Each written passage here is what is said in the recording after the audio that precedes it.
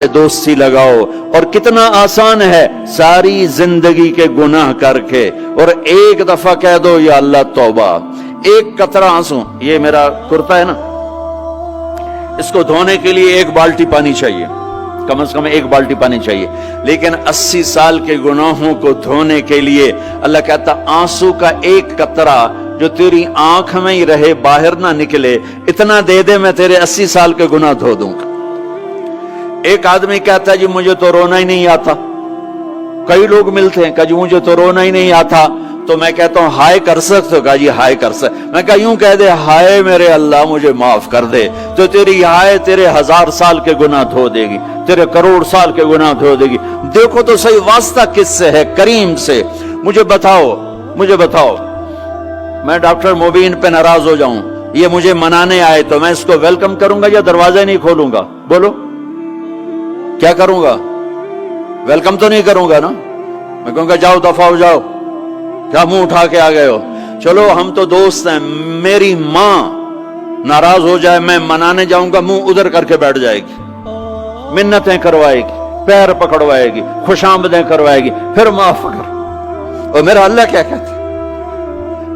من تقرب الیہ، ساری زندگی شراب زنا میں گزار دی، دانت ٹوٹ گئے، بال سفید ہو گئے، کمر جھک گئی، اب اس کو خیال آیا توبہ کروں، لوگوں نے تانے دیے جا اب تیری توبہ تو شرم نہیں آتی؟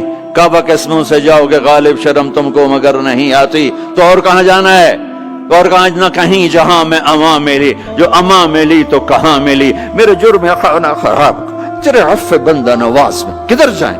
ایک ہی تو جگہ ہے، 9 سچوے کھا کے بلی حج کو چلی، تو حج پہ ہی تو جانا ہے، اور کہاں جانا ہے؟ کہاں جہاں معافی ملتی ہے وہاں جانا ہے. تم میں اتنے گناہ کریں کہ ایک ایک بال گناہوں میں جکڑا جائے، اور پھر ہم جا رہے ہیں. کہاں جا رہے ہو؟ کہ مسجد جا رہا ہوں اللہ سے صلح کرنے. تو وہ کہے گا یہ منہ اور مسور کی دال، اس عمر میں تیری توبہ. اور میرے اللہ کی خبر کیا آئی ہے؟ میرے اللہ کی خبر کیا آئی ہے؟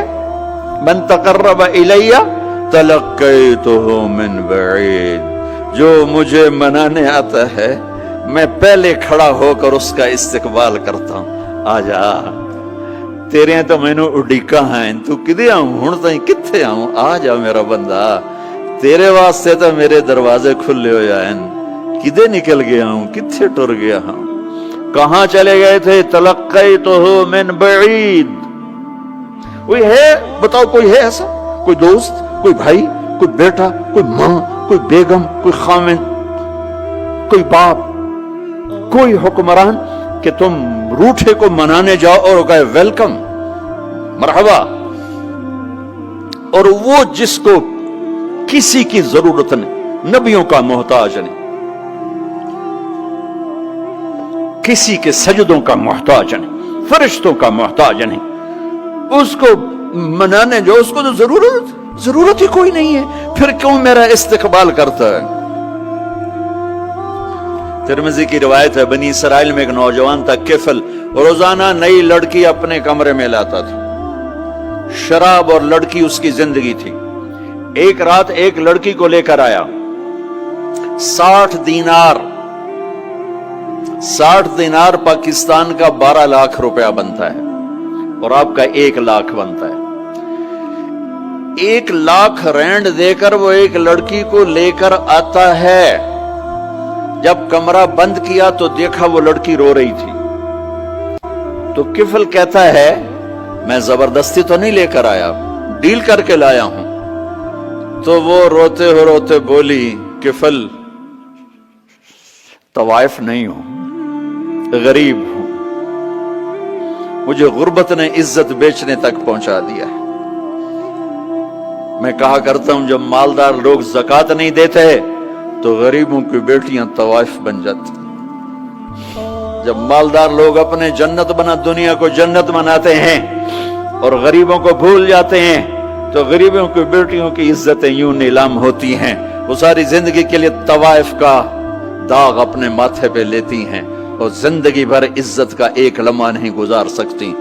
اور طوائفوں سے کھیلنے والے وہ ویسے ہی مسٹر رہتے ہیں، وہ ویسے ہی ہز ہائنس رہتے ہیں، ویسے یور آنر رہتے ہیں، ایک بچی کی عزت برباد ہو گئی اور اس خبیث کی عزت ویسے کے ویسے ہے، اس لیے تو میرے اللہ نے قیامت کا دن رکھا ہے، اس لیے تو میرے اللہ نے قیامت کا دن رکھا ہے۔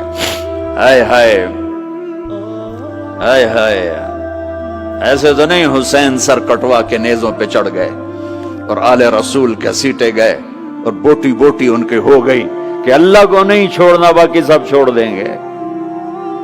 جس امت کے پاس کربلا کی تاریخ ہو وہ امت نماز چھوڑ دے، وہ امت جھوٹ بولے، شراب پیے، زنا کرے؟ جلا دو اپنی تاریخ کو، جلا دو اپنی کتابوں کو، جلا دو اپنی میراث کو، جو کرنا پھر جو مرضی کرو، بھلا دو حسین کی قربانی کو۔ یہ کوئی زندگی ہے جو ہم گزار رہے ہیں؟ وہ عورت رونے لگی، وہ لڑکی رونے لگی، کفل عزت دار ہو، مجھے غربت نے طوائف بنا دیا ہے۔ تو کفل رو پڑا اور کہنے لگا میری بہن جس عزت سے آئی تھی چلی جا، جو پیسے دیے ہیں جا اپنی غربت مٹا، ہدیہ 60 دینار، 1 لاکھ رینڈ بنتا ہے، جا اپنی غربت مٹا، اور میرے لیے دعا کر، میں بہت گندا انسان ہوں، میں تیری آنسوؤں کو دیکھ کر میں بھی توبہ کرتا ہوں۔ وہ لڑکی گھر پہنچی، پیچھے کفل مر گیا، اس کو نہیں پتا موت آئی کھڑی ہے سر پہ، وہ مر گیا۔ اللہ آخرت سے پردہ نہیں اٹھایا اللہ نے۔ وَمِن وَرَائِهِمْ بَرْزَخٌ إِلَى يَوْمِ يُبْعَثُونَ، پردہ ہے، مر گیا، کیسے مرا، کس حال میں مرا، کچھ پتہ نہیں ہے، اس کی قدردانی پہ قربان جاؤں۔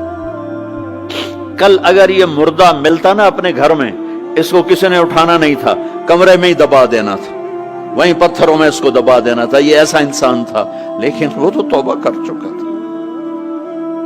اور توبہ کے بعد کی زندگی 15 منٹ، آدھا گھنٹہ، گھنٹہ، سوا گھنٹہ، 2 گھنٹے ہے، اور 30 سال کی زندگی زنا اور شراب میں ہے، اور آدھے گھنٹے کی زندگی میں صرف نیت کی ہے، کل تک تو بھی سورج میں نہیں دیکھا اور موت نے آ کے اٹھا لیا۔ صبح جب ہوئی تو لوگوں نے دیکھا کفل کے گیٹ پہ لکھا ہوا تھا ان اللہ قد غفر للکفل، لوگوں اللہ نے کفل کو معاف کر دیا۔ یہ کیوں لکھوایا؟ یہ کیوں لکھوایا؟ اس لیے لکھوایا کہ اب یہ ہمارا دوست ہے اور اس کو عزت سے ہمارے پاس